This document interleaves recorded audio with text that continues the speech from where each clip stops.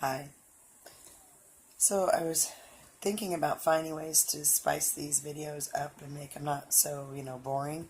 But I don't really want to take any chances on YouTube messing with me. This is kind of personal to me, and I don't want them to think they have the right to, tell me I did something wrong. So I think I'm just going to stick with this quiet way. I know you don't really get to know a whole lot about who I am because I am really not a boring person, but you know, this isn't really that kind of an environment anyway, right? So the other day, I told you I had accidentally experienced loneliness and I didn't like it, which, you know, always carries into some other kind of lesson, especially when I'm in one of my little renegade rebellions and trying to avoid doing something that I don't want to do. And there's a lot of things I've had to deal with the last couple of days that I didn't want to do.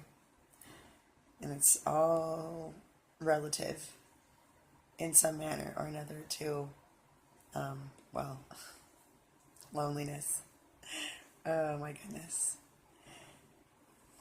So, I mentioned also previously that I hadn't experienced loneliness in quite some time, and that was absolutely true. And that was absolutely true because I'm always seeking Father, always, and always seeking fruit and love. And so my heart is always full. And so when your heart's always full, there's no room for any adversaries. But as there is always lessons involved. One of the lessons I struggle with greatly is interpretation. For example, once again, I'm having technology problems while I'm trying to share this with you. And I have to try and interpret if am I not supposed to be doing this? Or is there prevention measures being put in place? Am I being attacked to prevent me from doing this? And I don't know, but actually I do know. I know what I'm supposed to be doing, but the attack is just the confirmation, right? So, again, as usual with me, the video may be choppy and in segments, but I know part of it will be in segments because I know how I'm supposed to present the information for this going forward. So, as I was saying, because of the nature of what we're doing here, even when I least expect it, there's always a lesson that I need to know. And that is what is so wonderful about what we're doing here together, is that we're never done. It's wonderful. And when we are done, we're still not done, because that's when we get to enter the next level of what we need to know. So it's wonderful. Always something new to learn. I've been finding the last couple of days it's been a really wobbly energy. And I've been surfing a really hard wave on that, back and forth, back and forth. Always, focused, because I know what's going on, and I definitely want to be making forward progress where I'm supposed to be. But it's been a pretty wild ride, and it has put me in some places I didn't think I would be, which has been both empowering and enlightening, and brought me some insight around loneliness that I will share with you. Everything is all about words, right? We know this from John 1:1. Everything is about words. It starts with words, it ends with words. It's all about words in between. Everything's about the power of words. So for me to understand lessons, I have to seek understanding of the words. And that's always different each time, because each time I'm different. I can't even conceive of who I was last week, last month, the month before that, much less prior to February 10th, when this most recent in-depth changes in me began. Mind you, it's just the most recent in a series, but it's the one that's been the most in-depth so far. So for me to learn and understand, I have to understand the words. So since what we're right now talking about is the word loneliness, it was imperative for me to understand what that means. What is it? I had to seek that reminder for myself. It was unpleasant and uncomfortable, but necessary and worth it because, wow, this is going to be an interesting video. It might be long, you guys, and I would apologize for that, but I can't because it's just too important. So, I'll start with defining the words and what do they really mean and the authentic, true research behind the intent of these words so that we can grasp that. So, I started with, okay, so loneliness. I've now revisited the feeling. I'm familiar there, and I'm glad that I don't have to go there very often, but it was necessary. So when I'm in that place of that feeling, it's much easier to know where to go. And the first thing I went to was, how do I not feel like this? So if I'm feeling lonely, what's the opposite of feeling lonely? Now, I've been single for a long time. I live quite happily and contently alone in my home. I have other people in my world. I have other people in my life. But the parameters around those relationships are also very tight because I do find comfort in residing and living alone, and I don't experience loneliness in that. But it has not always been that way. As I previously spoke to you about, I didn't live alone a moment in my life until shortly before my 40th birthday. So it's been a very quick learning curve for me to become comfortable in living alone. And I didn't always think I would, because I do have behavior patterns in my life around relationships. And, didn't always used to like being alone. But I've learned how to be alone and take great comfort in that now. So I find joy still while being alone. So it took me a minute to put this together, but we're going to go nice and slow so that we can all be on the same page at the other end. So give me just a second and I'll have some stuff for you. When I started looking around to learn the words and understand truly what loneliness was and who we were dealing with when we were dealing with loneliness, I went to seek out original Greek or Hebrew. In this case, I found Greek definitions and meanings around the words. And the first thing I wanted to do was find out, what is the opposite of loneliness? So I went digging into a variety of different places, and I often find that I get very blessed in the information I need coming to me. So I did find that in the original Greek, and researching what is the opposite of loneliness, what I landed on is that the opposite of loneliness is rejoicing. Let's find out why. Well, what is rejoicing? I remember from my childhood, I don't sing well, I'm not musical. Well, there have been times when I've been able to sing very well, and there's times when I cannot. Nowadays, it's the I don't know factor, but I remember a song from my very young childhood at church, and tonight I learned where that song came from. But in my childhood, all I knew was that it kind of became a mantra for me of how I got through times. Some of the darkest times of my life, I got through this word repetition thing that I used to have. I was very careful about the words I would try to use most of the time, depending on my mood. Well, this song was, how did that went? It was, rejoice in the Lord always, again I say rejoice. Rejoice in the Lord always. Again I say rejoice. Along those lines. And that got me through my life. Well, tonight I learned that that actually came out of Philippians 4:4. And it is written, rejoice in the Lord always. Again I say rejoice.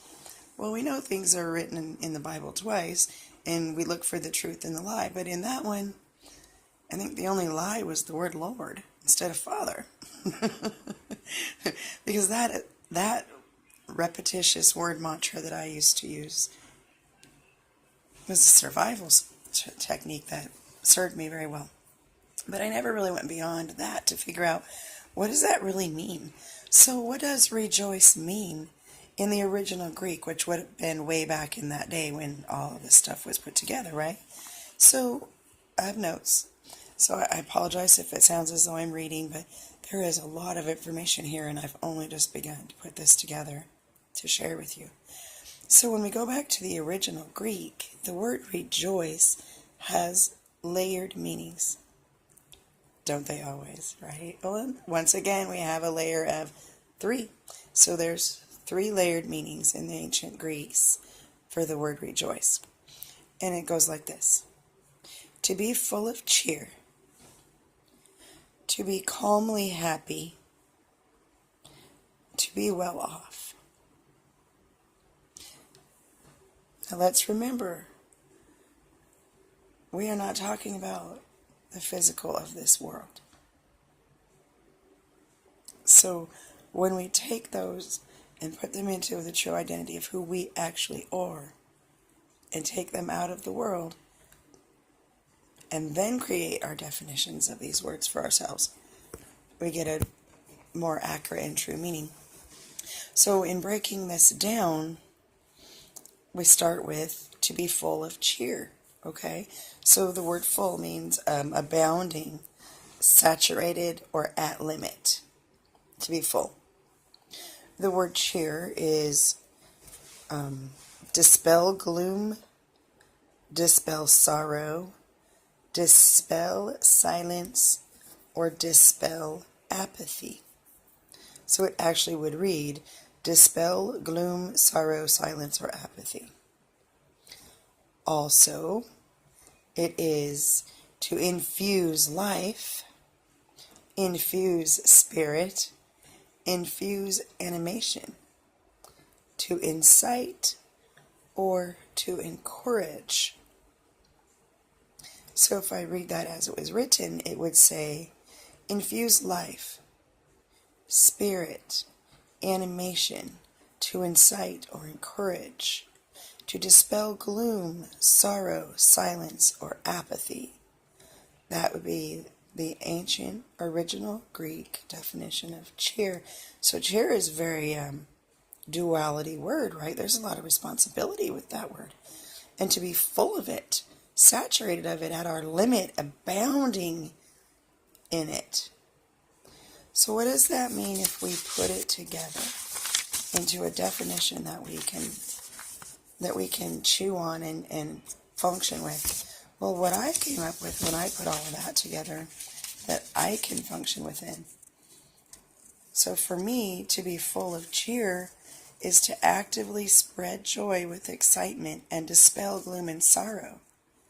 Do not be silent nor apathetic in ignoring the need of another for cheering up or encouraging, and always support one another in our Christhood. So when I took the definitions of those words and I put them together into what that means in my kingdom, that is what it means to be full of cheer in rejoicing, in positive sovereignty, in my view. But the word rejoicing had more definitions, right? There was 3 of them. So there was another. It was calmly happy. Calmly happy sounds to me like there's a bit of emotional balance in it. Let's explore that one. This should be fun, right? This is great. I love this thing with the words. I'm a wordy. I don't get the numbers, But, we know that we're only half of our beings, right? Because we're not complete right now. So I presume if there is another, like, half of me out there, which there may not be, because I know how to be alone really well, and I don't know how not to be alone very well. So I might not have another, like, other person out there, but if I do, I'm pretty sure they're going to have a really good grasp on the number science part of things, because it's not here. But anyway, calmly happy, right? This is going to be great. Let's look at calmly happy. This one, wow, not at all what I would have thought of before I actually spent days, y'all. Oh my gosh, when you put it into perspective of my real life career and like having family in the house now and trying to keep up with my own lessons and all the other things, I've got hours and days in this, and it is so worth it. Oh my goodness. Okay, so calmly happy. So by definition, calmly means in a quiet manner, without disturbance, agitation, tumult, or violence, without passion, quietly. So the word calmly has several definitions attached to it. Let's see, one of them is calmly is in a quiet manner. Calmly is without disturbance, agitation, tumult, or violence. Calmly is without passion. Calmly is quietly. So there's 4 potential definitions for the word calmly, right? So let's look at happy, right? Happy. This is a good one. It's going to be great because it's happy. Okay. So happy, blessed, enjoying the presence and favor of God, harmonious, living in concord, enjoying the pleasure of friendships. So again, multiple definitions apply to the word. So let's rewrite that, or let's break it down. Happy is blessed. Happy is enjoying the presence and favor of God harmoniously. Happy is living in concord. Happy is enjoying the pleasures of friendships. So that's like what? 4 definitions for happy. So we got a lot to work with there. But what I find to be very interesting that's jumping out at me right out the gate is these definitions are the opposite of vocally expressing praise and adoration. Because it's all about quietly. Quietly is silence, the language of no words, as the children of light speak. So when we break down calmly and happy, we put together some definitions to go along with the options we have here. We have quietly blessed, enjoying Father's presence in silence and harmony of accord and friendship, existing in Christ in harmony without passion, disturbance, agitation, tumult, or violence, living in concord and enjoying the pleasures of friendship quietly, and inner peace and assurance. So there's 4 definitions that I came up with for myself based on the word definitions provided of each of the words. And those are how I am able to look at those words and say, yes, I will, I am, and I will be this. So, how do I define that actively for me going forward? So, in my positive sovereignty going forward, in my kingdom, calmly happy means inner peace and assurance of existing in Christ quietly, without vocal expressions of praise and adoration, quietly enjoying the pleasure of friendships. Calmly happy.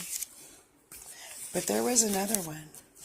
And this one could be so easily misinterpreted, and I bet it probably is. Because if we're focusing on the physical things of this world, well off is a whole different thing than if you're not focusing on the spiritual things of this world. Because in this world, to be, quote, well off, typically is going to be associated to finances and money and perceptions of power and control. And in the world, that exactly would be what you would have to have in order to be considered well off. But we aren't functioning in the world. We are functioning in light and wisdom and love. So we need to know what that means in our existence, not in theirs. So let's look at what that means. I had to really dig for that one, well off.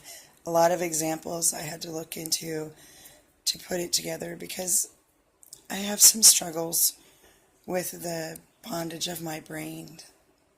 And, we're overcoming this and we're learning, but my learning curve and my ability to comprehend these things is much, much different than most everybody else's. And, I know that. I function within it, and I'm okay with it because everything's for a reason.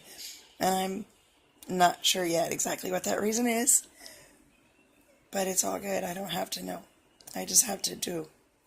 As long as I do, it's all good. And I do for you. So I'm giving my life to you in every one of these videos, laying it out there for you to take it or leave it in however manner you will. But, I don't always get to know the whys. I only have to know the whets. So when I was finally able to come up with it all, I had to determine what it would mean to be well off. So, who am I? What am I doing here? I still have a lot of answers in myself too. It's like, did I choose this for a reason? Or did I do something wrong and get sent here? I don't think that it was I got sent here. But if I chose this, then y'all, I love you a lot. Because this really sucks, right? A lot. So, in order to figure out how to define well off for me in my world, I had to figure out what it meant to me to be well off. In my life, what does well off mean? So, I started with figuring out, not figuring out because I know who I am. Figured out with stating to myself who I am, and that was all I needed to know to answer that question. So when I wrote it all out, I came out with, I'm a divine, sovereign, spiritual, eternal being of light, a daughter of the creation and of the all. I am love, I am wisdom, I am light. Well, okay. That was pretty cool. I like that. So when I had to put all that together to add into my definitions of rejoicing, my definition of well off came to be as a daughter of the creation and a light within the all. I am a divine, sovereign, eternal spirit being of light. I am love. I am wisdom. I am light. I am well off. So, by those three definitions of rejoicing that I have implemented, that's joy. Rejoicing is joy. Joy is a fruit. One of our fruits of love is joy. So, if we are rejoicing in the Lord always, again, I say, rejoice, my brothers and sisters, then we are joy, always. How does that work with loneliness? Let's explore that. It's going to be fun, right? This word thing, it's pretty fun. So, I have to use tools to help me remember things. And I came across this great mnemonic. I think it's a mnemonic device for rejoice, right?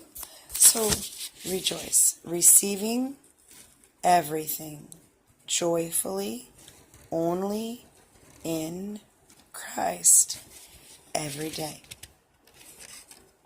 Rejoice, receiving everything joyfully, only in Christ every day. Rejoice. Think about what that means, right? Think about that. And then match it up with 1 Thessalonians 5:18. I'm not going to read it for you. You can do that. If you match up 1 Thessalonians 5:18, kick it in there with Philippians 4:4, and then think about the mnemonic device we just reviewed. Receiving everything joyfully, only in Christ every day. Where I went with that, what I came up with, was two things, and they kind of match, right? So, in the words in red, in the words of Christ, he spoke to, I think it was Pilate, along the lines of, it's not a direct quote, but it was along the lines of, you can't really mess with me unless my Father lets you. So, do what you're going to do, whatever. And I don't know. He might actually had attitude because, we are a bunch of renegades. You can't go around the world spreading around love, being like, love spirit, joy spirit, faith spirit, love, love, love, and not be considered a renegade. So, got that going on. So he actually, he's like, you can only do to me what you're allowed to do to me. So, let's get this over with, right? So, and then we go into 1 Thessalonians 5:18, and in there we learn that everything that we experience is divinely allowed or appointed. So those confirm each other. Old and New Testament confirm each other. And then when we put it with that mnemonic device and the definitions that we've came up with for rejoicing, that's joy. And that's how we live in joy every single moment of every day. Receive everything joyfully, only in Christ every day. Only in Christ every day. Receive everything Father sends you joyfully every single day. Yes, I have said that a ton of times now because it's that important, right? Figure out your definitions so you can remind yourself of who you are and where you're going and why you're here. And if you don't know those things yet, they will come to you as you keep seeking. I don't know lots and lots of things yet. There's lots of things I used to think I know that I now know that I don't know, because I don't know anything any more than any of you do, and that which I do know I don't really know, because what if I interpreted that wrong? What if there was a piece missing? It's like when everybody's in a group, right? So we got a group therapy session going on. Let's just imagine this, right? So you got a group therapy session, and we're like an animal rescue in Africa, okay? And there's this elephant. And we all want to get a perspective. So we want to do we're going to do a perspective experiment, right? So everybody gets blindfolded, and their guides puts them up close to an object. And they all reach out and touch the object that's in front of them, and they feel it in the texture, and the smell, and the sounds around them. And then the blindfold comes off, and they see what's in front of them that they've been touching. And so that's their perspective of the object. And everybody gets their blindfolds put back on, and they're all escorted away and regathered together in a different place, right? And everybody has to discuss what their perception of the object was that they experienced during their adventure of this. And everybody writes out their perceptions and gives and shares what they think they were experiencing, what they think they were touching. Well, in the end, when it all comes out is everybody was gathered around and touching and feeling and smelling and hearing the same thing. But their narrow perspective of it impeded their ability to realize the overall size of it. They were all visiting an elephant, but none of them knew that. So we don't always have all the pieces. We don't always have all the reasons. But we still have to do the work. I got to regroup for a moment because we got a lot more to talk about. Now we have to get into the meat of loneliness itself. I found that defining loneliness itself was quite easy. It was grasping the concepts of all that I learned that I'm finding time-consuming. So in Webster, I learned a couple of definitions.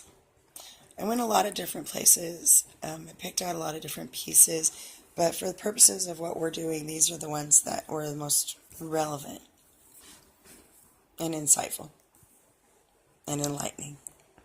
So, Webster, for loneliness, producing a feeling of bleakness or desolation. Loneliness not frequented by human beings. Desolate. I noticed that word in there twice.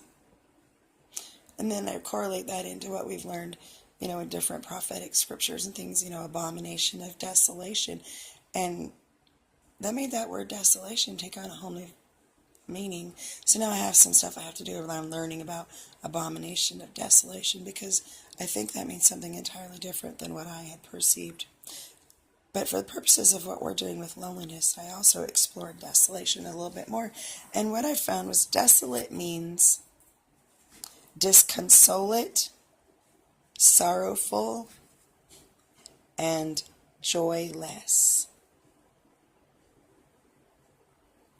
Disconsolate, sorrowful, and joyless. So then, by definition, loneliness means producing a feeling of sorrow, producing a feeling of joylessness.